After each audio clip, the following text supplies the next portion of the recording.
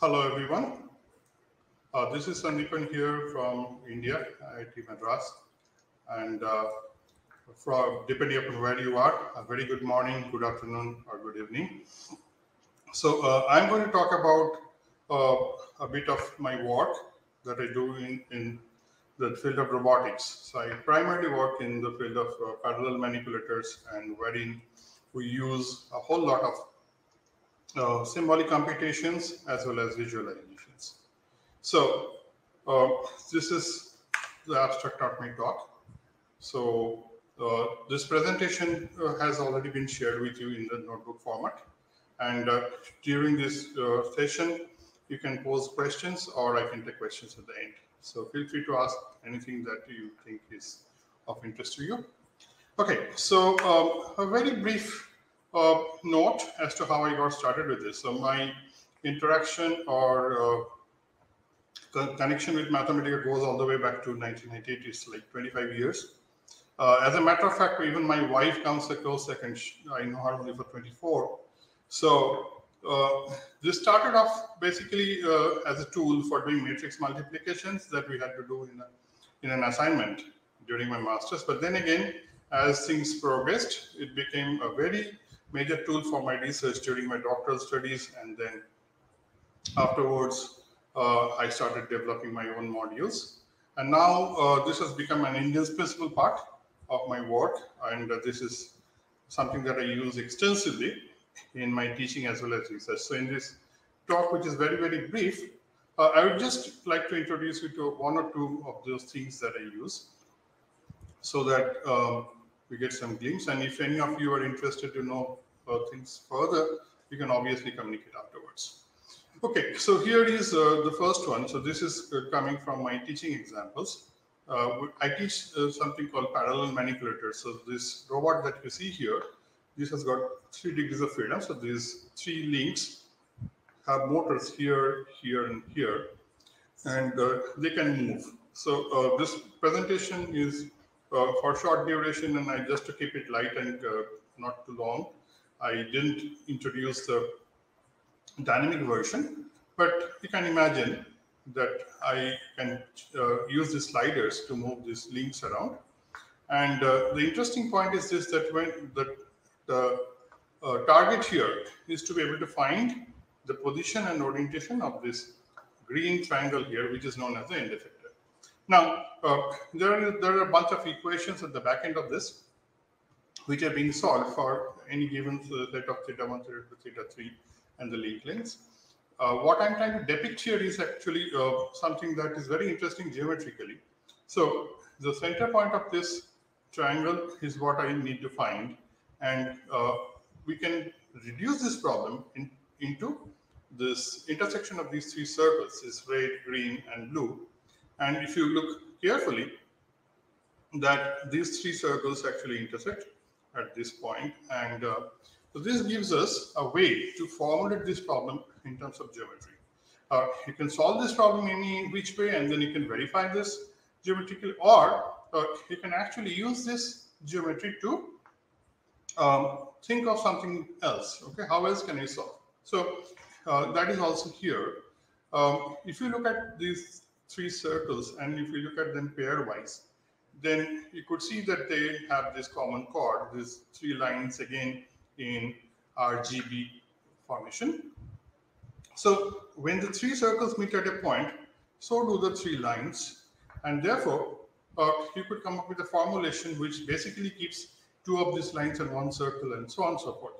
The point I'm trying to make here is that one could solve these equations even without going through any of this visualization or geometric understanding of the problem. But now that we have this beautiful capability that we can do the computation, we can visualize, and that visualization by itself actually inspiring more intuitions and thoughts, because when students see these and they actually move these sliders around and see that no matter what the robot's inputs are, there are always this geometric constant that holds good. So that gives them some kind of an intuition into the problem, and also perhaps a joy that is associated with geometry in general. So this is not just confined to planes. This is one example in space. So here again, this is a different manipulator, but this is a spatial one. So 3 degrees of freedom, this top platform again moves when we change this 3 link lengths. So there are 3 legs here which can change in the lengths. And when they do, again, there are these circles, and these 3 circles are now intersect at the center of this triangle. Now, in this case, the problem is more complicated. So this gives rise to a 60-degree polynomial at the back end. But what is interesting is that when you look at it in a geometric setting, you can relate between the previous problem, which was 3 circles intersecting the plane, as opposed to here, which are 3 circles intersecting at the same point in space.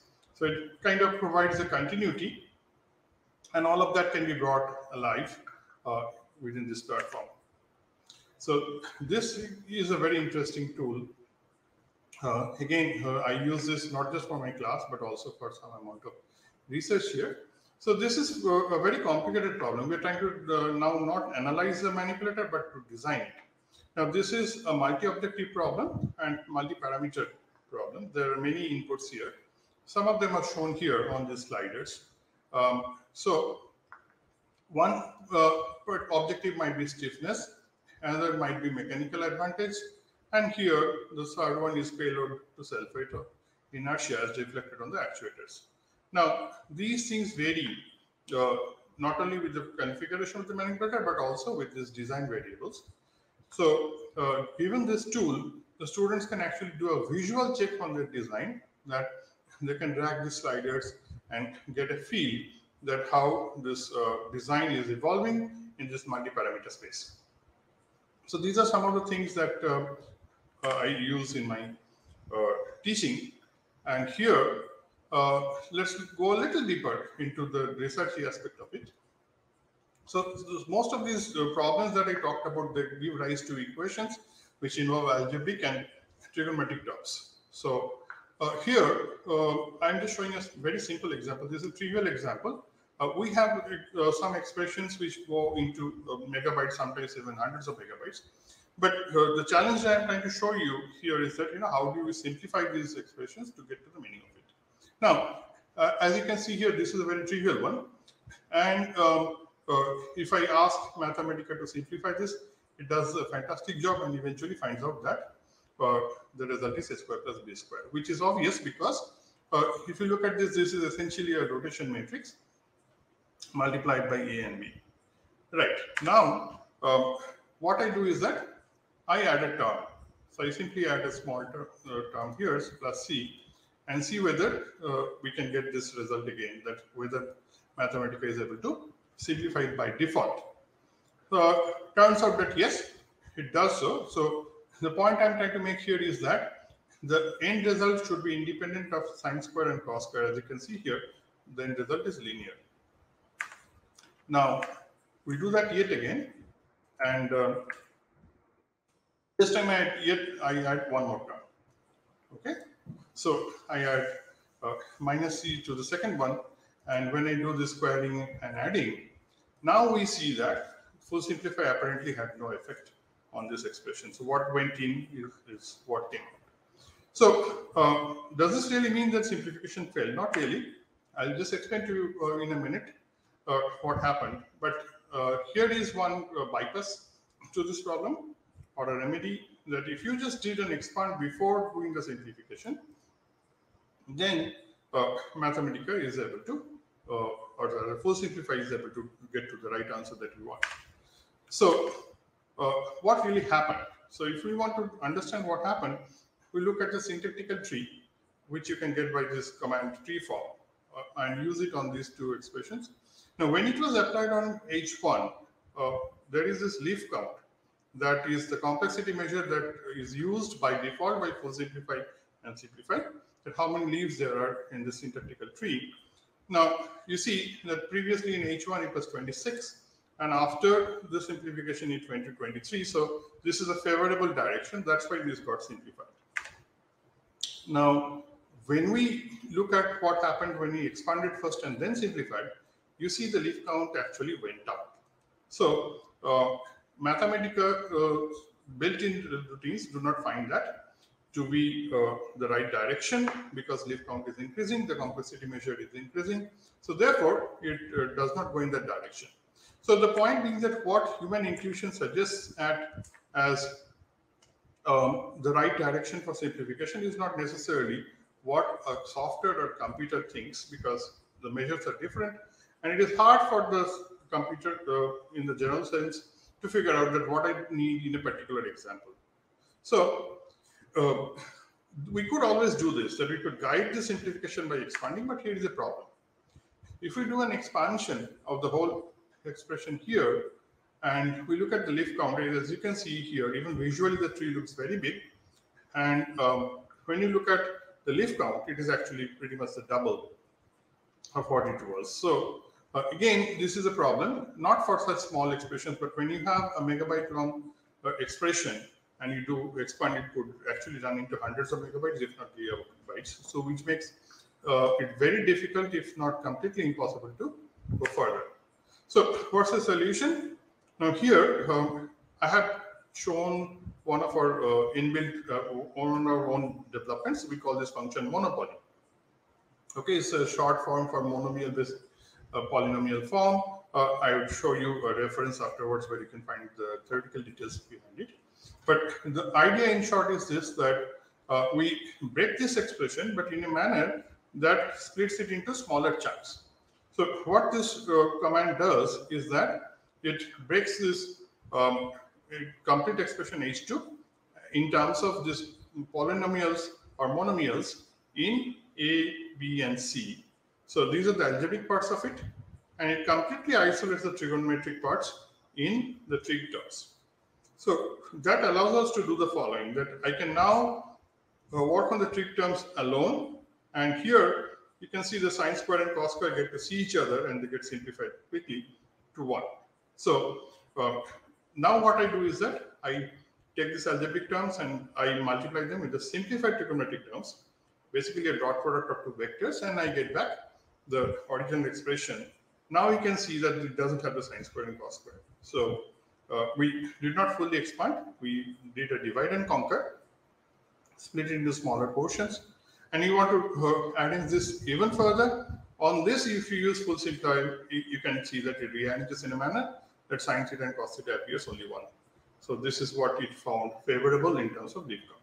So this is a very useful function for people working in kinematics. So I'll just show you how this came about. So this was part of my doctoral research, going all the way back to about 20 years. This manipulator here is known as the Stewart platform. So this has got 6 legs, and these legs can extend or contract. Therefore, this top platform, moving platform, has 6 degrees of freedom.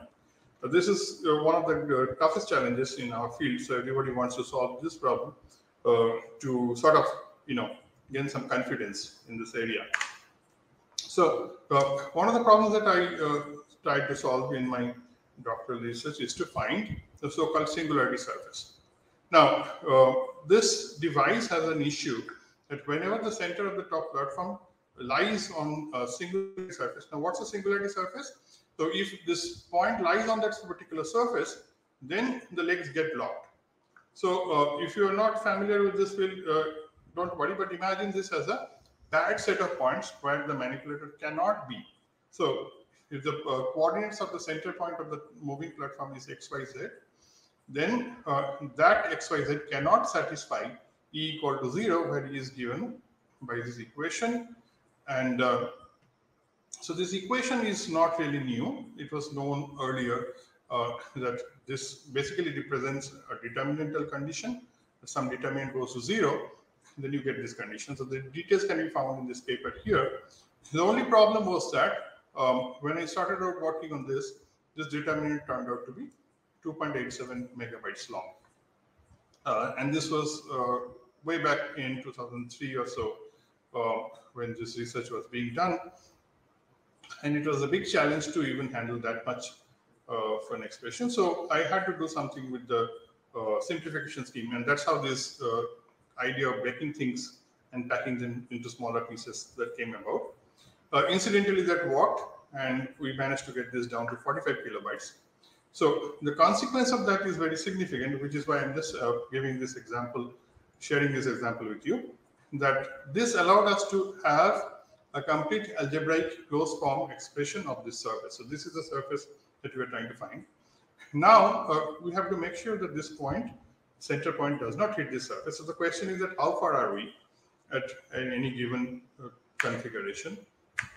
So that is the next challenge, that how do I find out that how far we are? So that problem got solved recently, not too far back, a couple of years back. Now you can see that there has been a gap between these because again, these problems take a huge amount of symbolic computation and effort. So what we have found here is that now we are able to find this sphere, okay, centered at the point of my interest. And what I do is that we grow this sphere till it becomes tangential. You can see it's become tangential at this point. When it becomes tangential to this, then we know we cannot go any further. We've hit the surface. But then within this sphere, we are completely safe. So we know that we can move around in this sphere in any which direction we want, and we'll be completely safe. So this is the utility of actually being able to derive the surface. And so I am just showing you one example where something very different, some algorithm in symbolic computation aids in our understanding of the geometry or the physics of a problem, and then that allows us to solve this problem in a manner that can be extended further and further. So first we found the surface, now we're able to find the sphere. So next question is that what can we do with that sphere? And that's exactly what we are working on currently. So what we're doing now is that starting from one point. So this is one point, and if you can see, here is the other point. Now this dotted line here represents the path. So the idea is that I should be able to go from one of these points, either this or that, to the other one, and all the time without hitting this very complicated looking surface. Now, how do I find this path and how do I make sure I don't hit it? Is that along this path, I keep generating these surfaces. There's a lot of math behind it. I'm just keeping it at the rudimentary level. So we get these spheres along a path, and then since the spheres are all safe, so are the center points. Now, if I continue along the centers, joining the centers, so this becomes like a stream passing through a number of spherical beads, and therefore this is the safest part that you can get, that at any point of time at any location, this path is the furthest from the surface as it could possibly be. You move away from this path in this direction or that direction, you'd get closer to the bad set. So this is how one thing leads to the other, and currently we're working on the path planning problem on this. And all of this is solely possible because of the symbolic nature of the manifold or the surface that we could derive earlier. Okay, so I think that would be the end of my talk. What I wanted to convey is that we talk about robotics, and people have different notions of it. Our idea of robotics is something that involves a whole lot of kinematics and therefore geometry. And when we add visualization to this, not only we get just a validation of our intuitions or know that our results are true, but we also see that we could come up with new ideas to solve. Like, instead of 3 circles, we could have 2 lines and 1 circle, etc. But for that, we need something like Mathematica, which is so robust and capable. And that's all I have for you today. Thank you very much for attending this session. And now, if you have any questions or queries, I'd be happy to answer. Thank you. Okay, I see one question here. You work mostly with parallel platform systems, or are there other types where these methods can apply? Actually, I'm showing you parallel manipulators because that's closer to my teaching and research, both of them. But if you go to my website, you would see that I also teach a course on serial robots, and there, again, a whole bunch of codes are available, but I use the same things over there, geometric visualizations and so on. I also taught a course in mechanism. So anything that moves and involves geometry, I think you can always use this. So it's not about just parallel manipulators. You can use this elsewhere too. And as far as the symbolic computation capabilities are concerned, the simplification tools, those things can be used in all fields wherever you have the requirements of computation like that. Okay. So I have a comment from Thomas Branham. I hope I got the last name correct. You see a great deal of similarity with protein folding. So thank you for the comment. Actually, I was not very sure that how much it is relevant to protein folding, but if the, of course there is geometry in that. But if there are any connections to this and you want to interact at some other time, I'll be very happy to do so. Okay, I have a question from Ahmed Albana. You mentioned a reduction in the size of an expression. Can you give a few more details on how he did it? The algorithm has been presented in the paper that I mentioned. Let me just take you to the slide where I have the link. So if you go to this paper, and there is a section 3, I believe, which gives you the complete details of the algorithm. We call this the monomial-based canonical form. So basically, it's a matter of splitting an expression, treating it as an algebraic entity, a polynomial in multiple variables. And what we do is that we separate out the monomials from the rest of it. And that way, what happens is the trigonometric content gets split from the algebraic content. So now we can go back and simplify the trigonometric content separately and bring it back. So the whole mathematics has been explained in detail in the paper. If you like, you can have a look at it. And if you want to interact, please feel free to drop me an email, and I'd be happy to respond to that. Do I have any other questions, please?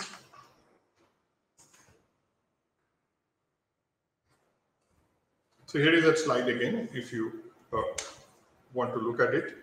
So this expression had 3 algebraic variables in it, A, B, and C.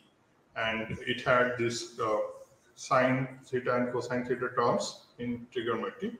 So what I have done is that I have split it into 2 vectors. As you can see, the alg term has the algebraic variables, the monomials separated out, and the trig terms are the coefficients thereof.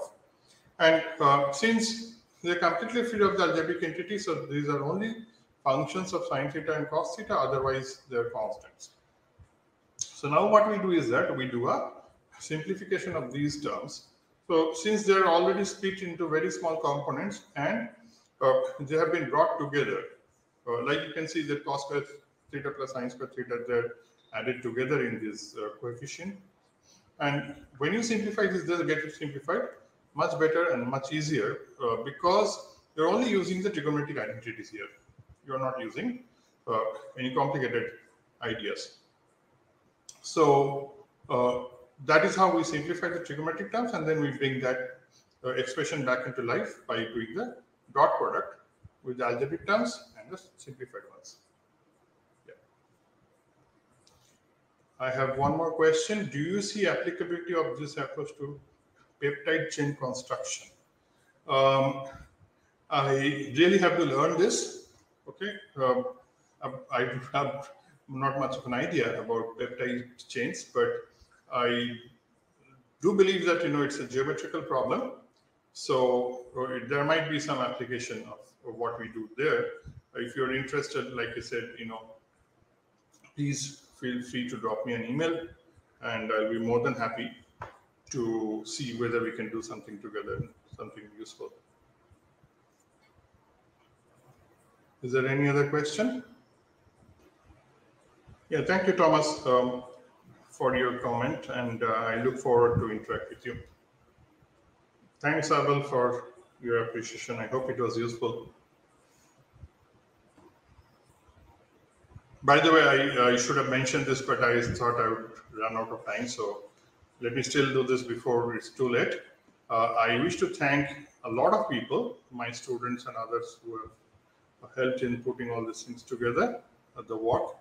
And I also wish to thank Abel, and before him, other people like Sonali D'Souza and Kim Schiffer, all these people in Mathematica that have been in touch with me at IIT Madras for very, very long time. So without their help, we couldn't have become the first Mathematica campus in this country. I think we are the first, at least among the IITs, if not in the country. So I have really enjoyed knowing and working with these people. Thank you. Yeah, Danny has mentioned that I might want to mention that Bhaskar's talk is coming next, Arvind Bhaskar. Yeah, I look forward to that too. So Arvind Bhaskar has been a student of mine, and he is now doing a PhD on monodromy. He has just finished a PhD, I believe. He's just finishing. He's working on the insolvent extension using monodromy. So I look forward to that talk too. Thank you for mentioning. Okay, I think I need to close this session now, or will somebody else do that?